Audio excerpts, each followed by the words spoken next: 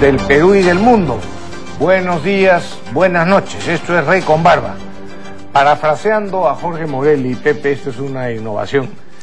Podríamos decir que es un programa donde ustedes no se enteran de todo lo que sucede, pero sí de lo que les conviene saber. Y me van, antes de decirles los temas que vamos a tratar hoy día, me van a permitir una licencia. Yo he llegado fastidiado al canal y he llegado con las justas, porque sí, todos los domingos, y eso ya es hace tiempo, ya lo sabemos los ciudadanos, cierran la avenida Arequipa para las bicicletas, para los que quieren hacer caminantes, para los que quieren montar patines, etcétera. Bueno, muy bien, ya estamos acostumbrados y tenemos que tomar nuestras provisiones. Pero el día de hoy, la compañía Movistar organizó una maratón, ¿no?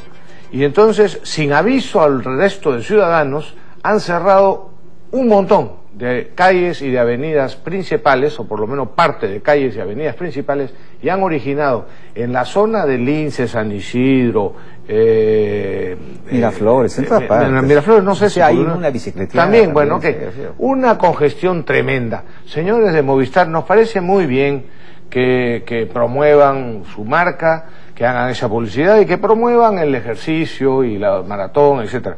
Pero lo que no pueden es burlarse o despreciar, por lo menos indirectamente, al resto de ciudadanos. Los automovilistas o el resto de ciudadanos que no participan de la maratón tienen derecho a saber, por lo menos con varios días de anticipación, para tomar las provisiones del caso y poder llegar a tiempo. Uno sale en esta Lima caótica de tránsito que es insoportable todos los días, sale los domingos, temprano en la mañana, con la impresión o con la idea de que va a tener las vías relativamente libres, ¿no es cierto? Plácida. Porque hay mucho menos tránsito. Y sin embargo, se encuentra con esto de la noche a la mañana. Esto hay que avisarlo por lo menos con una semana de anticipación. No hay derecho de que se burlen así de los automovilistas y de las personas, entre otros los taxistas, que trabajan con su movilidad. Muy bien, dicho eso, disculpen ustedes esta digresión. Muy bien, hoy vamos a hablar, entre otros temas, de los siguientes. Por supuesto, del tema de Tía María, del mensaje o discurso del presidente de la República, de las acciones dispuestas por el gobierno, de los responsables de las barbaridades que han ocurrido en esa zona. Por supuesto, de Nadine Heredia y del lavado de activos y de su citación al Congreso. De la extradición, como no, de Belaún del Ocio, de la destitución del fiscal Ramos Heredia, de algunas frases pronunciadas por nuestros personajes públicos que dan o risa o pena, ¿no? Que vamos a comentar en algún momento, de algunas estupideces, con perdón por la palabra, que hacen o permiten algunos ministros, del comportamiento de ciertos medios de comunicación y algunas sorpresas más, entre otras cosas. Y vamos a comenzar por orden de jerarquía.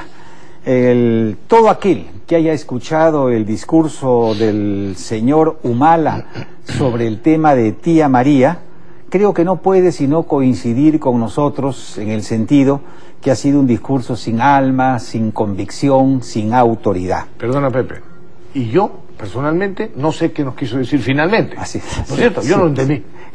Yo no he sacado una conclusión clara del mensaje del presidente. Esa era precisamente parte de la estrategia. Sí.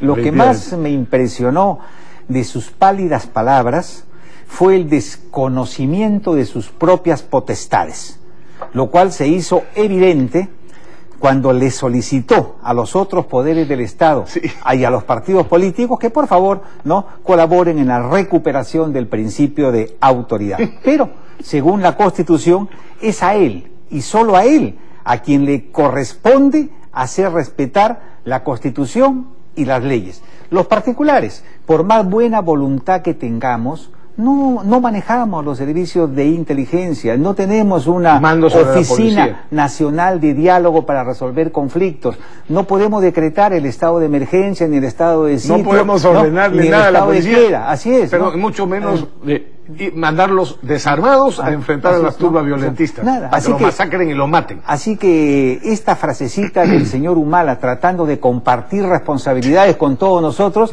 a nosotros nos parece absolutamente ridícula, ¿no? Impertinente. También se dirigió a la empresa Sauder y le exigió acciones concretas por el bien de todos. ¿Escucha? No, y para recuperar la paz. Sí, acciones concretas por el bien de todos y para recuperar la paz. Bueno, suena bien. Pero una empresa no existe para reemplazar al Estado. Con cumplir las leyes, las normas ambientales y pagar sus impuestos, están haciendo lo que les corresponde. La tarea del Estado, precisamente, es invertir esos impuestos en postas médicas, escuelas, represas, etcétera, para así construir, pues, una convivencia armoniosa entre la actividad minera y la población.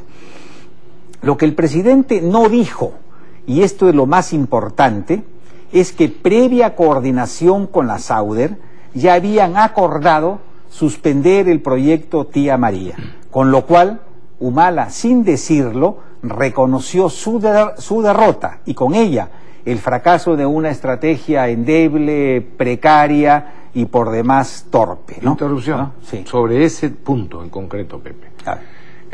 Al propio Cateriano, después del discurso del presidente, en su presentación imprevista, en el Congreso de la República, cuando ya le exigieron, cuando le advirtieron que lo iban a citar, se le escapó un concepto. Dijo él lo siguiente: he sido informado, claro, por el presidente o por él mismo o su gente, que Southern acepta una pausa o tregua para que el proyecto Tía María pueda ser discutido técnicamente. O sea, el presidente del Consejo de Ministros se le escapó el que Southern aceptaba, es decir, que la propuesta se había originado en el gobierno, como tú dices. Así es decir, le estaba pidiendo a Southern que había que suspender el proyecto, aunque el presidente haya dicho, yo no puedo suspender el proyecto, engañando a todos los peruanos. Y Southern tenía claro, Rafael, que no se puede imponer un proyecto contra la población. Evidentemente. Y por eso dijo hace 60 días que no se daban las condiciones y que ellos se retiraban. Y fue el gobierno el que lo llamó, la ministra lo llamó, y los obligó a mantener una posición que finalmente se ha derrumbado completamente por la incompetencia de este gobierno, ¿no? Exactamente. Por ahora, y esto es importante reconocerlo, hemos dejado de ser en muchísimas partes del país un Estado de derecho para convertirnos en una oclocracia, repito, oclocracia, que es el gobierno de las turbas. Y esto es responsabilidad del señor presidente de la República, del Ministerio Público y del Poder Judicial. Y eso de que se suspende por 60 días, eso es cuento. El proyecto está suspendido de forma indefinida, como Conga. Desgraciadamente. Después del 28 de julio del 2016 habrá que comenzar virtualmente de cero. Pero si algo enseña la experiencia es que primero hay que ganar la batalla de la opinión pública. En una democracia, efectivamente, todo el poder radica en el pueblo, pero afortunadamente se trata de un poder que se puede educar y que se puede encauzar, pero para esto se requiere de liderazgo, se requiere de legitimidad, de autoridad moral, de coraje y de decisión política, que es precisamente lo que no existe en este gobierno. Ninguna de las cuales así es, las tiene este gobierno, exactamente. Para desgracia de los peruanos. Permíteme, Pepe, añadir a esta reflexión tuya un par de ideas. Primero, el presidente, cuando leyó su discurso, hablaba de la necesidad de la autoridad, de defender la autoridad y del Estado de Derecho. Bueno, él mismo hablaba sin ninguna autoridad. O sea, el tono que empleó para leer además su discurso daba reflejaba perfectamente, como tú dices, que se había rendido por completo, que los acontecimientos, justamente porque no es un líder, lo habían superado por completo. Y tú sabes, bueno, no reconoció otro tema, no reconoció ningún solo error de su gobierno. Se limitó a señalar algunas de las obras que supuestamente el gobierno del Perú, no necesariamente ni exclusivamente el suyo, ha realizado en beneficio de Arequipa, cosa que es obligación de todo gobierno, ¿no? Pero en ningún momento reconoció ningún error de parte del gobierno, y más bien le echó la culpa, o parte de la culpa fundamental, a Southern, que, como hemos dicho, en realidad es la que menos culpa tiene. Y en la práctica, como se acaba de decir, suspendió en forma indefinida el proyecto. Oye, y no puedo dejar de comentar esa frasecita de Humala que dijo: yo creo y sigo creyendo que la voz del pueblo es la voz de Dios, ¿no? Puede ser, pero si mal no recuerdo, y quiero hacer algunas acotaciones históricas, ¿no? Si mal no recuerdo, en el referéndum más famoso de la historia, que fue entre Cristo y Barrabás, lo ganó Barrabás, ¿no? Así que el pueblo no actuó con mucha sabiduría, ¿no? El gran conquistador Julio César, ¿no? Fue victimado, asesinado por unos patriotas republicanos que querían evitarle a Roma la existencia de un monstruo como dictador. Sin embargo, el pueblo, siempre impredecible, odió a los victimarios y no se tranquilizaron hasta exterminarlos a todos, ¿no? Y por ahí hay otro personaje que se llama Calígula, que fue un rey vicioso, cruel, sádico, ¿no? Y por supuesto lo terminaron matando a los 29 años de 30 puñaladas. Pero el pueblo, ¿qué hizo? Lo lloró durante meses y por años cubrió su tumba infame con flores, siempre con flores, ¿no? Y hay otros personajes así, por ejemplo, Catalina la Grande de Rusia, sí, ¿no? Es conocida como la reina más cruel y viciosa que se haya sentado en un trono. Sus crímenes nunca tuvieron límites. Sin embargo, el pueblo le decía la madre, sí, la Santa Madre, sí, y hasta ahora se le recuerda como Catalina la Grande, ¿no? Así que... Y luego, ahorita concluyo, y luego los cortacabeces franceses o el pueblo francés hicieron barbaridades en nombre de la libertad, ¿no? Muy bien. Pero en 3 años... ¿Y de la fraternidad? Sí, sí, en 3 años tiraron en un saco todos sus derechos y se entregaron a nada menos que a los brazos de Napoleón Bonaparte, que se preocupaba menos por el pueblo que por la última de sus prostitutas, ¿no? Y ahora si nos queremos remitir al siglo XX, recordemos que Benito Mussolini, el creador del fascismo, fue respaldado por el pueblo italiano abrumadoramente por más de 20 años. Y lo mismo pasó con Hitler, con Stalin, con Pol Pot, con Kim Il-sung, ¿no? Fueron adorados por el pueblo. Y si nos remitimos a América Latina, tenemos una larga historia, pues, de presidentes que han sido convertidos casi en dioses por el pueblo, historia que termina con Fidel Castro y con Hugo Chávez por ahora, ¿no? Así que no nos venga el presidente de la República a decir que la voz del pueblo es la voz de Dios. No, señor, la voz del pueblo es la voz del prejuicio, es la voz del instinto. Esto no significa que no hay que escuchar al pueblo, claro que hay que escucharlo, pero para educarlo, para conducirlo. Pero yo me pregunto, ¿entenderá el presidente de la República de estas cosas? Yo lo dudo, porque quien nació para maceta del corredor no pasa, ¿no? Si estuviéramos en el Congreso, amigo televidente, yo pediría que el discurso del doctor José Barba de este momento sea publicado como documento parlamentario. Dicho sea de paso, creo que el último documento parlamentario que se aprobó, porque es el último que valió la pena, sí, es justamente el que pronunciaste y que pedí yo que se publicara sobre el tema de la paz con el Ecuador, ¿no?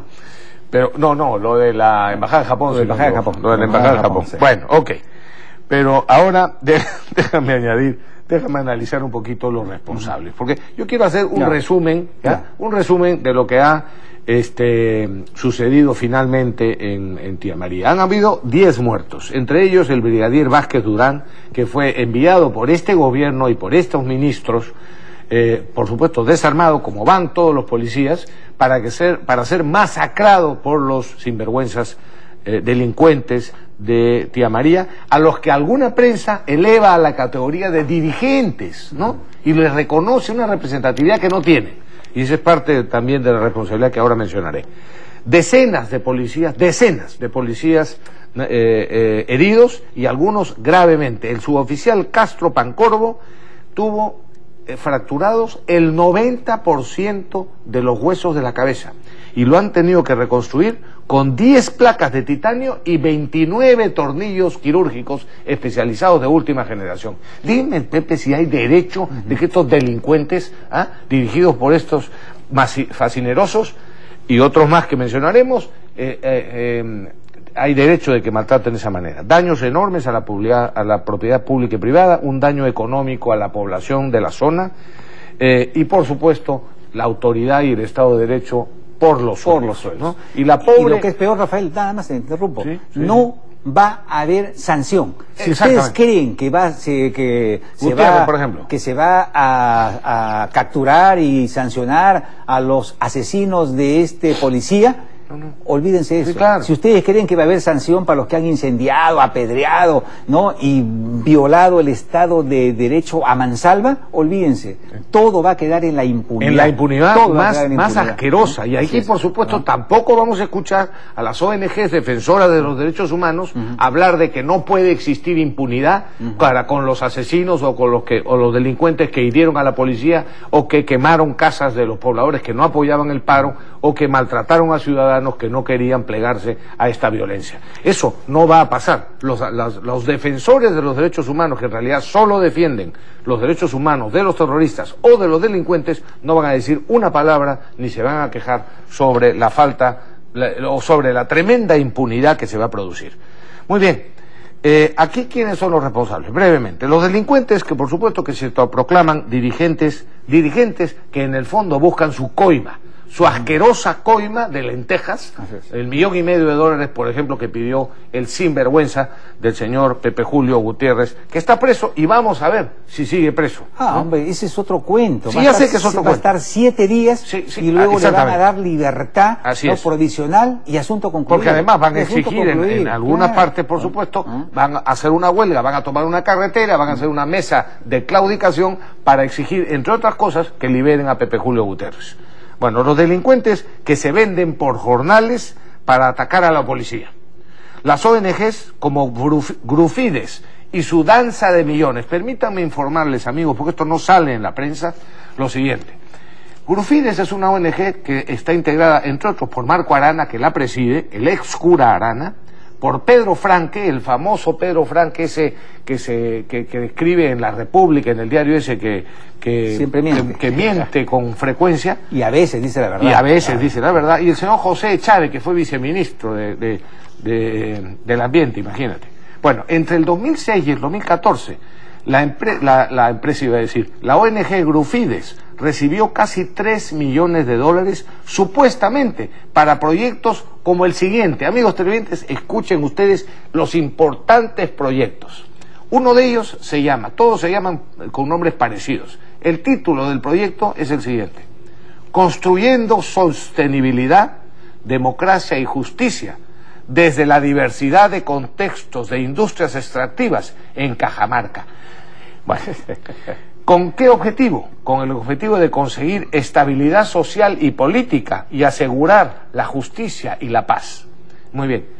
Y los imbéciles que le creen a estos sinvergüenzas y que les desembolsan $3 millones son, entre otros, los siguientes donantes: el gobierno de Navarra, la Diputación de Barcelona, Miserior, que es una institución de la Iglesia Católica en Alemania, la Agencia Española de Cooperación Internacional, la Embajada de Bélgica y la Diputación de Alicante, entre otros. Yo realmente les quiero dar un mensaje a esos donantes. No sean ustedes tan ingenuos, por no decir, como dicen en Argentina, boludos, ¿no? O no sean tan irresponsables de regalarles $3 millones para un proyecto como este, cuando en realidad lo único que hacen es cobrar ellos. El 88% de lo que reciben se lo gastan en sueldos, salarios y gastos administrativos de estos. El 88% de cada proyecto, del presupuesto de cada proyecto, de lo que les regalan, se lo gastan en sus sueldos, si tendrán derecho a estos actos. Y finalmente, por supuesto, los políticos o partidos comunistas, como Tierra y Libertad, con Marco Arana a la cabeza, que han estado en todos las protestas violentas que se han producido en el país en los últimos meses. Espinar, Conga, Ayaviri, Cusco, Puno, Loreto y finalmente Arequipa. Y claro, cómo no, el gobierno, que es incapaz de invertir bien, que no gobierna y que cede a todos los chantajes de las acciones delictivas, y que gasta millones de dólares en programas sociales ineficientes, burocráticos, politizados y por lo general corrompidos, que no satisfacen las necesidades de la población, a la que no le llegan ¿cómo se dice?, servicios básicos del Estado, y que por supuesto forman el caldo de cultivo para las protestas. Y para terminar, no se libra la prensa nacional, por lo menos determinados sectores de la prensa nacional y por supuesto de la zona, que o informan irresponsablemente o que claramente desinforman, sirviendo de parlantes a estos delincuentes y a estos falsos dirigentes y mentirosos. Yo no hablo de que den opiniones, de que no puedan dar opiniones, pero cuando un dirigente o un pseudo dirigente miente respecto de un proyecto, por ejemplo, de que van a usar las aguas del río Tambo y las van a consumir, cuando no van a usar una gota del río Tambo, sino que al contrario van a hacer represas y le van a dar más agua a la zona, el medio de comunicación tiene el deber de informar bien y de decir claramente que lo que está diciendo ese pseudo dirigente es absolutamente falso. Y muy pocos medios tienen la decencia y la honradez y la valentía de decir lo que es la verdad. Y lamentablemente, amigos, los antimineros no son desenmascarados, ¿no?, por el gobierno. Por ejemplo, en el caso de Tía María, sí, pues, sacaron unos videos donde ponían la explosión de la bomba atómica en Hiroshima. Sí. Y decían que eso iba a pasar en Tía María, ¿no? Sí, mostraron efectivamente, sí, claro, el hongo atómico que se produce con la bomba atómica y dijeron que una cosa similar era lo que iba a significar la explotación en el proyecto minería. Adubiri en Puno decía que por las noches los chilenos llegaban en gigantescas naves y se llevaban el agua de sus lagunas, ¿no? Y con ese argumento que de acá nos suena ridículo e infantil, pero allá no.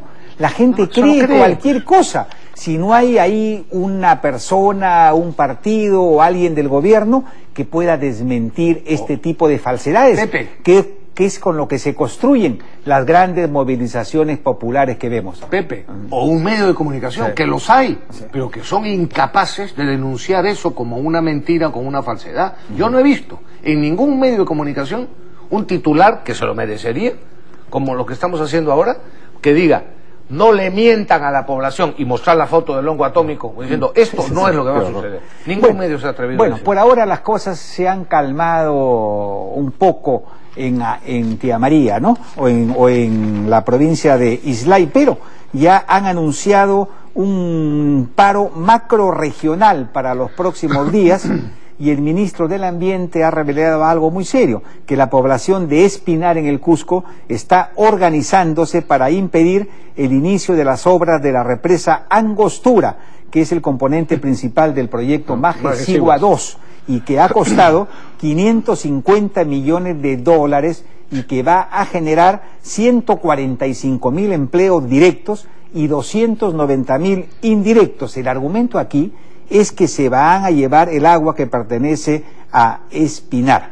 Y no solamente esto, también se ha anunciado que para los días 21 y 25 de este mes irán contra el proyecto minero Antapacay, que va a producir este año 160.000 toneladas de cobre.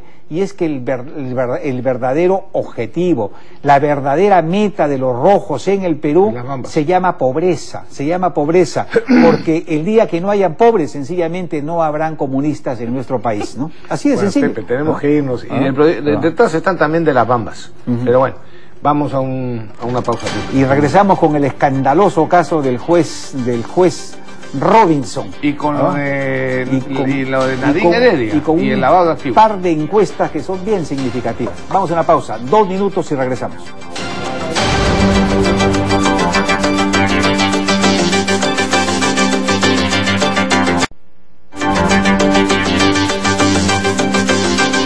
Acá estamos. Estamos de vuelta. Y esta semana, estos días, antes de ayer, nuestro extraordinario Poder Judicial ha condenado a Aurelio Rodríguez Pastor, a Aurelio Pastor.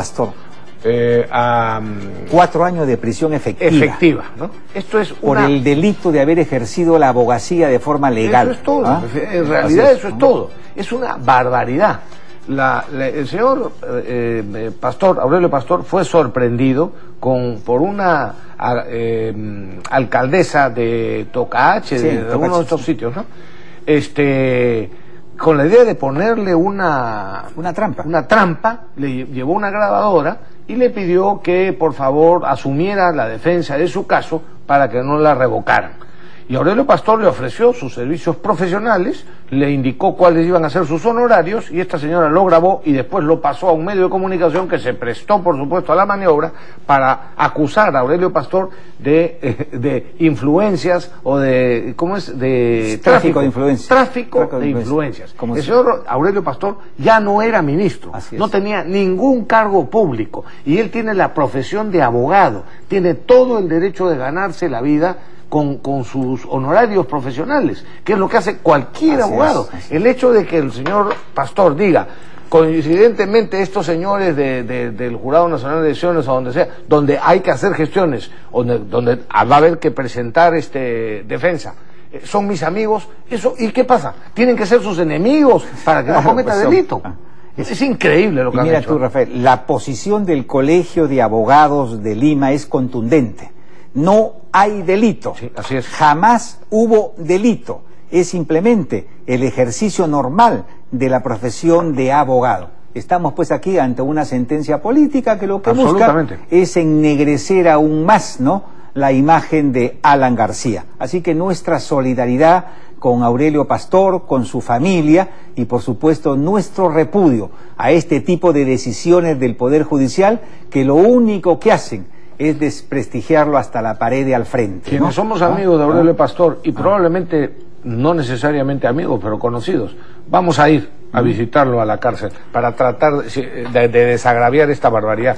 Y entre todos iremos buscando las formas de que esta injusticia se corrija lo más pronto posible. Y fíjense ustedes cómo es cómo es nuestro extraordinario Poder Judicial. Antes de que entre con el tema de ese Pepe, solamente para decir una cosa. Por si acaso, si Aurelio Pastor, si nos constara que Aurelio Pastor ha actuado indebidamente, seríamos también, a pesar de la amistad que hay, los primeros en que lo criticaríamos. Pero en este caso no hay derecho a lo que han hecho. A algunos les podrá caer bien o mal Aurelio Pastor, o les puede caer bien o mal el Partido Aprista, les puede caer bien o mal el señor Alan García, que preside o que es el líder del Partido Aprista. Pero esto no tiene nada que ver con simpatías o antipatías. Así es.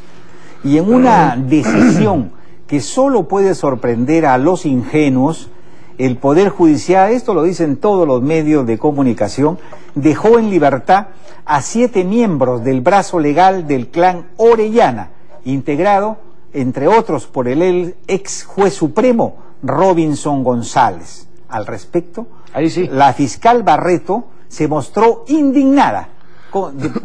Dice incluso que quiere renunciar. Todo el trabajo que hemos hecho, todos los elementos de convicción que hemos presentado han sido desechados, y precisamente por una jueza que trabajó en el pasado bajo las órdenes de este juez supremo y que por supuesto tenía que haberse inhibido. Una vergüenza, dice, no sé qué pensar. Yo sí sé qué pensar, Si lo que se especula sobre este hombre es cierto, se imaginan a un ex juez supremo preso. Podría hablar, y este sería el fin de varios magistrados supremos, ¿no? Por lo que esa frasecita de gallinazo no come gallinazo se ha hecho realidad una vez más en nuestro vergonzoso Poder Judicial que tenemos, ¿no? A ver, amigos televidentes, ¿ustedes qué les parece? ¿Les parece justo que al señor Robinson González y a otros, por ser jueces, los liberen inmediatamente, ¿no? A pesar de los indicios gravísimos que habían presentado la Fiscalía en su contra, y al señor Toledo? No, fíjate, Rafael, no puedo mencionar nombres porque nos exponemos a una denuncia por difamación, pero los contactos y las amistades de este juez con varios jueces supremos que todavía están en actividad, en algún momento se van a saber, ¿no? Pero que este hombre tenía que salir libre porque de otra manera podía comprometer a otros, es un hecho, ¿no? Es un hecho. Por ahí van las cosas, ¿no? Y yo espero, pues, que la OMA, la Oficina de Control Interno de la Magistratura, el Consejo Nacional, ¿no? A ver, pues, ¿no? Si se ponen las pilas, ¿no? y paran estos presuntos actos de corrupción que huelan realmente a pescado podrido, ¿no? Bueno, y comparando eso, volviendo al caso de Aurelio Pastor. Aurelio Pastor, 4 años efectivos de cárcel, y el señor Toledo, ¿no? Que sí, por ser Toledo, ¿no? A pesar de todas las evidencias por ser socio, objetivas. Por ser socio del presidente de la República. Sí, claro, efectivamente, ¿no? Y por las influencias que puede haber tenido, ahí está, libre y tan campante, incluso permitiéndose el lujo, con toda frescura, de estar dando consejos y inventando historias de cómo hacía él para enfrentar los problemas sociales cuando era presidente de la República, y para seguirle mintiendo al pueblo peruano. Ahí está, tranquilito. La justicia sigue posponiendo la detención y la cárcel como se merece. Y se hicieron los locos también nuestros justos jueces con el tema de Martín Belaúnde Locio, ¿no? Humala dice, por ejemplo, sobre este tema, que no hay ningún temor por su regreso.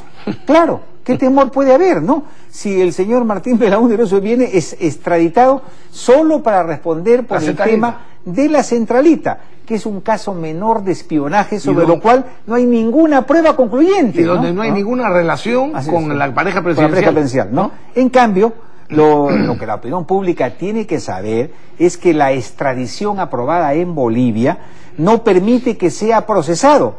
Por ejemplo, con la empresa constructora Antalsis, que firmó contratos por más de 150 millones de soles con el Estado, con Martín Belaúnde Locio, y en coordinación, se supone, con la pareja presidencial. Y de eso hay elementos por todos lados y también muchos testigos. Eso no se puede haber. Por lo que hay que decir con toda claridad que esta es una extradición vergonzosa, y mucho más vergonzosa si tomamos en cuenta que el gobierno boliviano le dijo con claridad al gobierno peruano, yo lo pongo.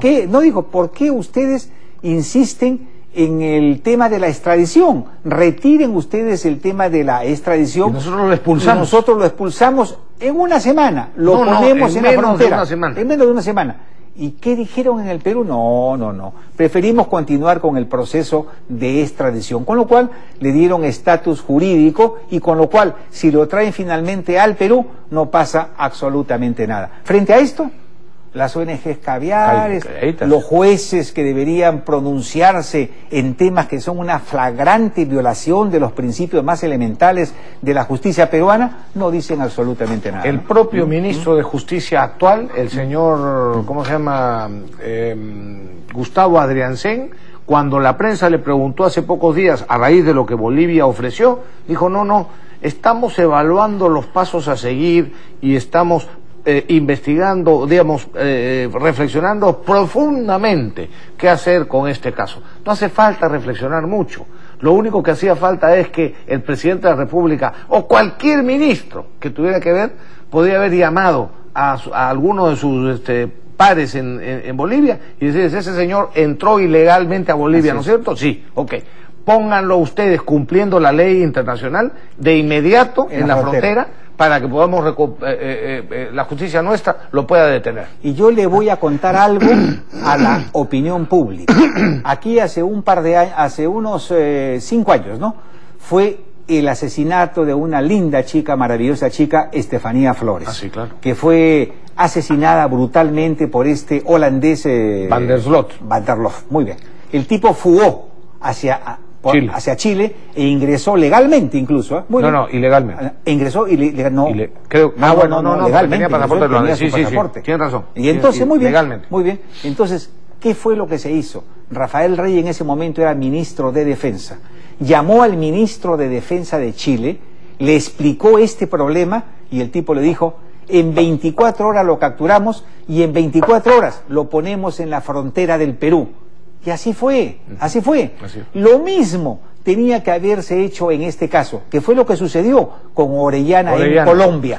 Pero aquí, en el caso de Martín Belaúnde Locio, no. Está protegido hasta por el ministro de Justicia. Porque hay ropa tendida, pues, ¿no? Sí. Así actúa la justicia en nuestro país, ¿no? Por eso, Dios nos libre a cualquier ciudadano decente de caer en las garras de estos miserables, ¿no? Ok. Bueno, muy bien, nos queda un minuto, Pepe. Nos queda un minuto, pero déjame decir algunas frases, pues, de la semana, metamos a ver, sí. Algunas frases. ¿Ah? El señor Humala, por eso digo frases de la semana que dan risa o dan pena. Mi gobierno, dice el señor Humala, ha hecho y hará respetar el Estado de Derecho. Hay que saber, hay que ver si en el futuro va a ser, porque hasta ahora no. El señor Cateriano, es obligación, lo ha dicho con toda énfasis, es obligación del gobierno aplicar la Constitución y hacer prevalecer la autoridad. Siempre que se pueda. Eso es lo que habría que añadir, ¿no? Ay, señor. No sé si sabe el señor Cateriano que el Urubamba hasta hoy, no sé si continúa bloqueada las carreteras. En Tumán han bloqueado la carretera Cajamarca y atacaron a la comisaría de la zona. En Arequipa han bloqueado 6 kilómetros de la Panamericana Sur. Y en Cocachacra 300 vándalos, eso sucedió hace un par de días, rodearon a 100 policías desarmados, 300 vándalos con ondas, ¿no? Y hirieron, por supuesto, a decenas de policías que, por cierto, duermen a la intemperie. Sus familias, los que son de la zona, les llegaban algo de comida porque no les llegaban los viáticos, por lo menos hasta hace 2 días. Entonces es increíble el maltrato que este gobierno le ha dado a la policía, a la que, repito, la envían como carne de cañón. Pero hay que seguir dialogando, ¿no? Sí, sí, de todas maneras lo más importante es seguir dialogando. Es el diálogo. Pausa, vamos a una pausa. Y regresamos con la encuesta de Datum y de apoyo. Ajá.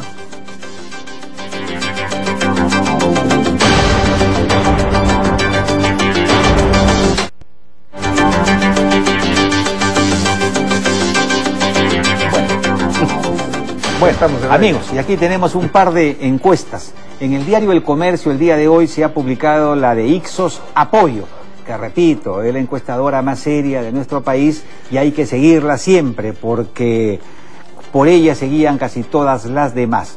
Humala cae 6 puntos en un mes, con lo que toca fondo y se ubica en el índice más bajo de su mandato.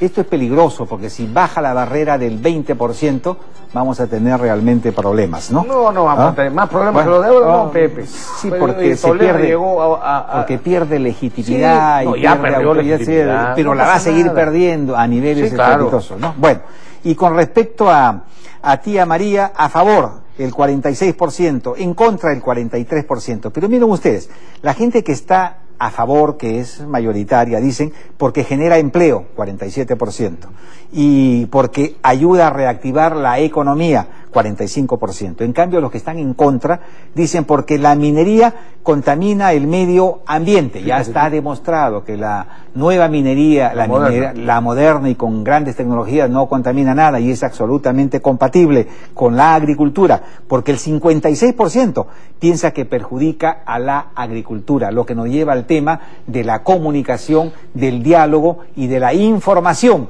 Si los organismos pertinentes hacen esta chamba, no habría por qué perder este debate de ninguna manera, ¿no? Pepe, estoy de acuerdo con que los organismos tienen que hacer su chamba y con lo que dicen muchas veces los periodistas, los partidos políticos tienen que hacer su chamba, el gobierno tiene que hacer su chamba. Pero ¿cuál es la forma de que hagan su chamba para contarles la verdad? ¿Va a ir con megáfonos por las calles? No, así no es. Pues. No, pues, es a través de los medios de comunicación, Pepe. Sí. Entonces los medios de comunicación no pueden poner como dos verdades iguales las falsedades que dicen los pseudo dirigentes y mentirosos de las ONGs o de los violentistas y lo que dice un ministro o un técnico o un experto informado y con pruebas objetivas. Ahí los medios son los principales responsables de esa desinformación y lo señalo con claridad. También el comercio, también los programas de televisión, los noticieros o radioprogramas del Perú, donde todos los días escuchamos una y otra vez decir las mismas falsedades sin que el periodista de turno o el conductor del programa diga lo que eso que están afirmando es una falsedad y que explique por qué. Porque la gente no le cree al gobierno, no le cree a los políticos, no le cree a mucha gente, pero tendría que creerle a los medios de comunicación si el medio de comunicación dice, este señor acaba de decirles esto a ustedes, ¿no es cierto? Lo acabo de mostrar. Bueno, lo que ha dicho el señor, lo digo como periodista, es falso, por esto y por esto. Esa es una labor que no están haciendo los medios de comunicación en el Perú y que es una grave irresponsabilidad. una grave irresponsabilidad que tiene que ver también con el salario mínimo vital, ¿no? Sí, porque los corresponsales de los diarios lamentablemente son muy malos, están muy mal pagados y no tienen el nivel intelectual apropiado ni siquiera para una repregunta sobre los parlamentarios de su propia zona. Por eso es que tenemos una prensa mediocre en nuestro país. Sí, ¿no? Estoy de acuerdo contigo. Y eso es culpa de los dueños de los medios de comunicación o de los directores de esos medios. Pero esos directores de esos medios no ganan porquerías.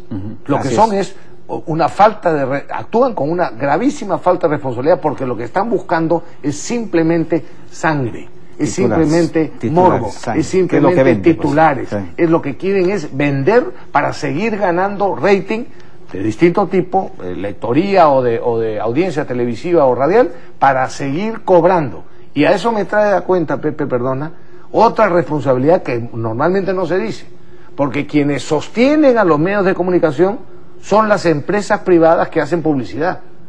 Sí, y te advierto que cuando yo fui empresario, no se me ocurrió nunca contribuir con el mal financiando a medios de comunicación que estaban haciendo demagogia y que estaban mintiéndole a la población. Hacíamos en la empresa que yo dirigía, que era gerente general de una compañía naviera americana, hacíamos publicidad, pero negaba, aunque la empresa a la agencia de publicidad nos recomendaba que hiciéramos publicidad en determinado medio, yo le decía, en ese medio de ninguna manera, porque está desinformando, no está ayudando a mi país, así que yo no voy a contribuir al mal.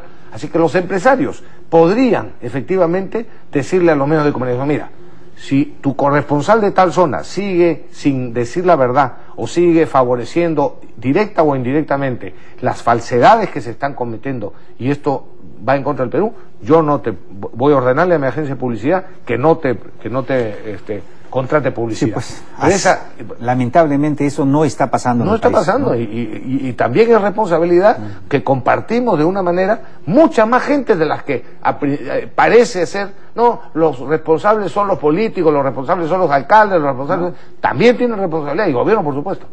Pero aquí la responsabilidad es compartida por mucha gente, mucha más de la que se piensa. Bueno, y en la encuesta de Datum publicada hace ya unos días por el diario Perú 21, Castañeda Locio, por ejemplo, a pesar de la gigantesca campaña en su contra de los caviares, mantiene un sólido 50%. Y en cuanto a la pregunta, ¿extraña usted a Susana Villarán? El 85% dice, no, claro que no. Solo Humala solo tiene un respaldo del 11%, ¿no? Y en cuanto a esto es bien importante porque lo dice una encuesta que ha vivido un romance permanente con la peor alcaldesa de nuestra historia, ¿no? En cuanto a la intención de voto presidencial, Keiko Fujimori sube de 34 a 35%. Los que no se impresionan con esta cifra deberían de repensarlo, ¿no? Porque en la campaña pasada, a estas alturas, Keiko Fujimori tenía 21% de intención de voto y ahora tiene 35%, 14 puntos más. Así que no es moco de pavo. PPK da un salto de 3 puntos y crece de 15 a 18%. Lo cual, por cierto, siempre que la encuesta sea certera, debería de preocupar a Alan García, que ha bajado de 11 a 9%. Claro, los demás candidatos son el coro anónimo del drama. Pero esto que recién comienza, ¿no? Y es una foto del humor nacional que irá cambiando conforme pasen los meses. Y por último, está el tema de la seguridad ciudadana, que para los entrevistados es de lejos el problema número 1 de nuestro país, ¿no? Sobre este tema, permítanme una rememoranza histórica, ¿no? Para derrotar a la delincuencia, los países acostumbran mirar otras experiencias. Y una experiencia interesante, Rafael, lo hemos conversado en alguna oportunidad, es el tema de Singapur. Este país, hace 40 años atrás, era, pues, un país sucio, maloliente, lleno de delincuentes, que quería ser tráfico infernal, autoridades corruptas, comido por sus vecinos. Así es, claro, ¿no? Decían, es un país inviable, desaparezcanlo, ¿no? Y por último hasta tenían terrorismo, peor no podía estar. Bueno, llegó un gobierno autoritario, sin duda, autoritario, ¿no? Sí, señor. Y se propusieron dos cosas: seguridad y educación. Pero primero seguridad. ¿no? Entonces declararon que la delincuencia era un cáncer, que había que exterminarla. Y fueron a medidas radicales, Rafaela. Ahí hay fotos de, ¿sí?, lo que es Singapur, de lo que es ahora Singapur. Sí, lo que es ahora Singapur. Impresionante. Tomaron medidas radicales, ¿no?, que pasaban por el azotamiento público, por los castigos corporales, por la cadena perpetua y la pena de muerte. Hace 10 años ese país tenía 500.000 presos, ahora tienen apenas unos 400, ¿no? Y los vagos que antes dormían en las calles y en los puentes han salido corriendo porque se estableció penas de cárcel de 10 años, ¿no? Se han ido a otros países, ¿no? Entonces, Amnistía Internacional los ha denunciado como un país violador de los derechos humanos y de una justicia paupérrima. Pregúntenle a los ciudadanos. Pregúntenle a los ciudadanos de Singapur, y entonces ellos han respondido casi al 100%, sí, claro, que tienen la mejor justicia del mundo. Así es. Porque este es un Estado que se preocupa por los ciudadanos y no por los delincuentes. Por los derechos humanos de los ciudadanos. Así es, no el de los delincuentes. Y ellos dicen con orgullo, en las calles de Singapur, quienes tienen miedo de caminar por las calles no son los ciudadanos, sino los delincuentes, ¿no? Sí. Bueno, pues, ¿no? Yo no digo, no, pero hoy día es uno de los 10 países más desarrollados del mundo, Singapur. Pepe, y es el más competitivo del mundo, sí, de lejos. ¿Y saben cuánto gana un ciudadano normal en la renta per cápita ahí? $60.000. Casi 12 veces más que el salario, que el salario nuestro. Y lo consiguieron con 2 cosas: seguridad y educación, ¿no? Pero primero, ¿no?, seguridad. Primero seguridad. Y yo voy a esto, ¿no?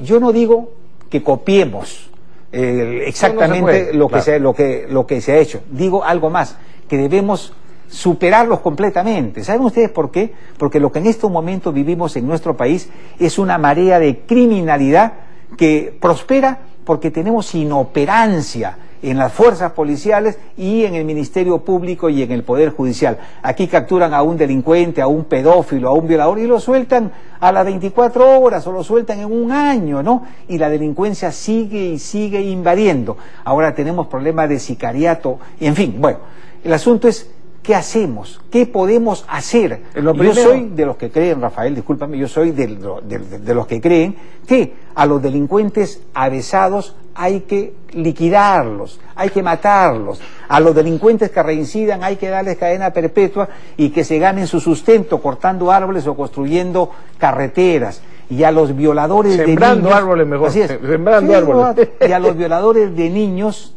¿no?, antes de ejecutarlos hay que torturarlos, porque esos no son seres humanos, son simples alimañas, ¿no? El día que en el Perú se hagan estos cambios sustantivos en nuestra legislación y se apliquen penas draconianas contra estos hijos de perra, ya verán ustedes cómo las cosas comienzan a cambiar en nuestro país. Esto ha funcionado en todas partes y no tendría por qué no funcionar en nuestro país si tuviésemos partidos políticos inteligentes y políticos realmente preocupados por la suerte de los ciudadanos peruanos. Ya, tranquilízate, sí, doctor Barba. No, es que este tema me indigna. Ya sé que te indigna. Me indigna igual este que a mí. tema. ¿Ah? Vamos a una pausa. Pausa, la pausa.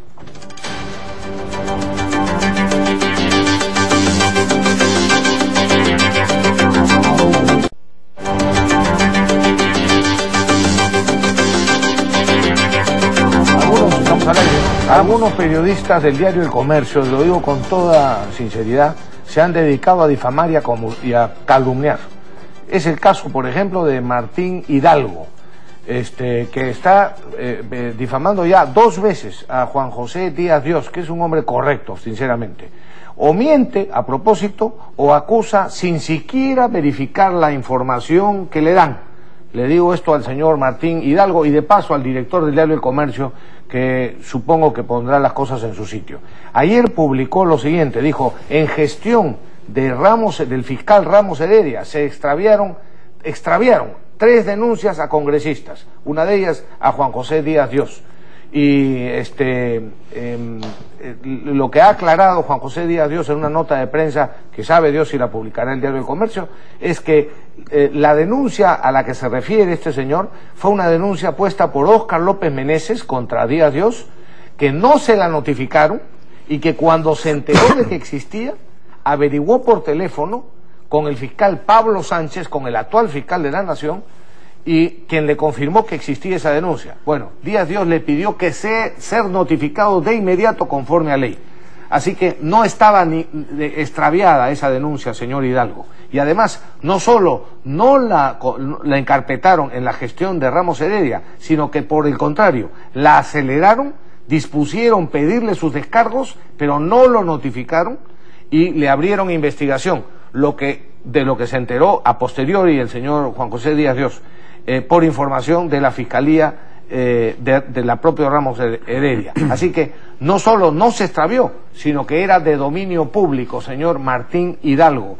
Está usted trabajando con uno de los diarios supuestamente más serios del Perú. Tenga la decencia de llamar a los que usted va a acusar, por lo menos para recoger la versión de ellos, antes de difamar o de calumniar. Muy bien, y a ver, noticias cortitas, porque se nos va el tiempo. El congresista Bengolea dice que el Partido Popular Cristiano es un partido tan pobre que no les alcanza la plata ni para pagar la luz y el agua. Esto, evidentemente, no es un problema de pobreza, sino de tacañería, ¿no? Eso es lo que te iba a decir. Porque si metan no, la mano al bolsillo. Sí, pues, porque si no pueden reunir 1.000 soles para pagar el agua y la luz, ya cierran el partido, pues, ¿no? Cierran el partido, ¿no? Y el líder de Corea del Norte, el demente Kim Jong-un, ejecutó a su ministro de defensa, pero ¿saben cómo? ¿No? Con un cañonazo. Con un cañón, con un cañón antiaéreo, con un cañón antiaéreo. Yo creí que era broma. Ya, no es broma. No, y el tipo, bueno, pero este tipo la ha sacado barata, porque los otros que Kim Jong mandó matar, a su tío lo mandó matar. Una jaula de perros. Lo metió a una jauría de perros hambrientos para que se lo comieran vivo. Sí, bueno, pues estas cosas pasan en el paraíso comunista de Corea del Norte, que tantos admiran y respetan en este país. Que ¿no? los defensores de derechos humanos admiran. Sí, y luego está Raúl Castro, pues con el Papa, lo visitó al Papa y le dijo, yo leo todos sus discursos y estoy pensando volver a la Iglesia Católica. Ahora, él y su hermano pueden regresar y rezar todo lo que quieran, pero si el infierno existe, ¿no? Yo estoy seguro que ellos van a pasar una eternidad en los brazos del mismísimo diablo, ¿no? Y por último, a ver, el señor Juan Carlos Baqueli, el angelito, se casó en la municipalidad de Miraflores y él al terminar la ceremonia dijo, estoy ansioso que comience la luna de miel, el partido tiene que empezar. Muy bien, ¿no? Me imagino que la debe estar pasada, que el hecho que no hayan llamado a una ambulancia significa que el angelito está ganando el partido y la está pasando muy bien. Ojalá sea así, ¿no? Pepe, yo quiero terminar con otra cosa que es indignante. El Ministerio de Cultura ha premiado un documental que se llama La hija de la laguna en un concurso nacional de largometrajes organizado por el Ministerio de Cultura. Bueno, el jurado premia La hija de la laguna porque, a pesar de sus defectos, porque su difusión es necesaria y urgente en el contexto peruano actual. El largometraje habla mal de Conga mintiendo, habla del agua mintiendo, habla de Yanacocha mintiendo, habla de una campaña, de una campesina como víctima mintiendo, y muestra al comunista Marco Arana como el ángel de la guarda de las comunidades de la zona. Es una vergüenza para el Ministerio de Cultura, es una vergüenza para el gobierno y para el propio Humala. Esto solo pasa en el Perú, el país al revés, donde nada el pájaro y vuela el pez. Amigos, tenemos que irnos. Tenemos que concluir, amigos. Sí. Muy buenos días, muy buenas noches y nos estamos viendo el próximo domingo, si Dios quiere, como acostumbra decir Rafael Rey.